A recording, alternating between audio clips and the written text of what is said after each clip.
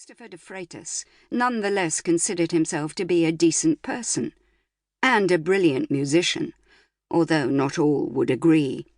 An early music specialist, he had studied classical guitar at the Royal College, then the lute. His madrigal singers were internationally famous among early music enthusiasts.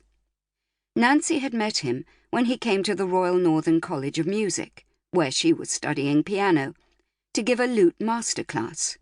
Not that she was interested in the instrument as such, but her fellow student Oliver was, and she was interested in Oliver.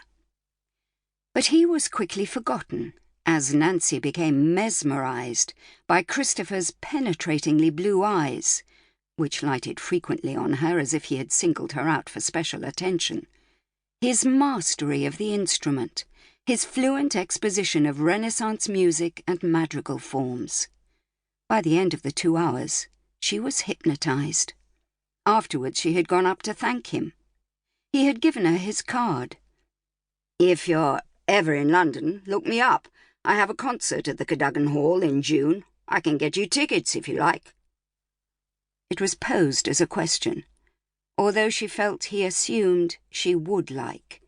His confidence was absolute. "You could have told me earlier," she said now, as if she was speaking from outside her body, looking down on the middle-aged pair in their tidy middle-class kitchen. No shouting, no drama, all perfectly polite. As she added, "I wouldn't have bothered with supper." Her body was screwed so tight she seemed capable only of such inanities as she waited for him to go. "Right," her husband muttered, still hovering, as if he were reluctant to leave. Whereas the exact opposite must be the case, Nancy thought. He must be desperate to get this scene over with, to escape his intolerable guilt, desperate to lie with relief against Tatiana's ample bosom.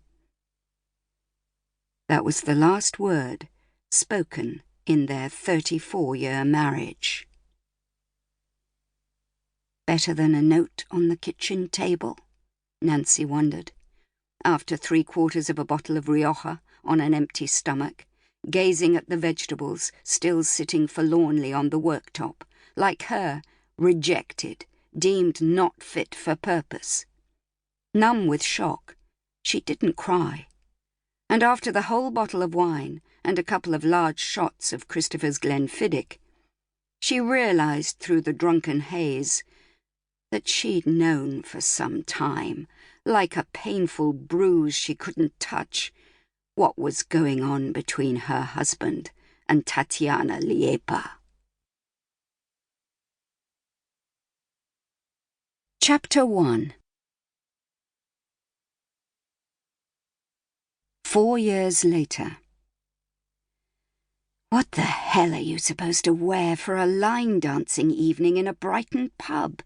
Nancy asked herself, as she flicked through the rail of clothes in her cupboard, vainly searching for an outfit for her friend Lindy's 60th. Lindy had not been helpful. "Oh, doesn't matter, wear jeans and boots or something," she'd said airily.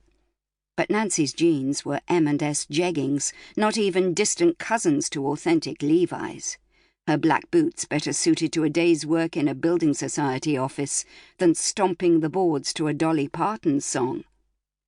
All the clothes that used to fill her wardrobe when she was still Mrs. Christopher de Freitas, sleek dresses and velvet jackets, black evening trousers, silk tops and beaded handbags, were long gone to the charity shop in Aldborough, and she didn't miss them one bit. "I'll look like someone who's wandered in from one of Mother's bridge evenings," she thought, ripping off a frumpy light blue cotton shirt she tried on because it was sort of denim-coloured. "In fact, I dress more like my mother with every passing day," which thought had her slamming her wardrobe shut and running downstairs, out of her cottage, across the gravel to the bigger house. "Hiya!" Ross, her son-in-law, grinned as Nancy came into the kitchen, her curved,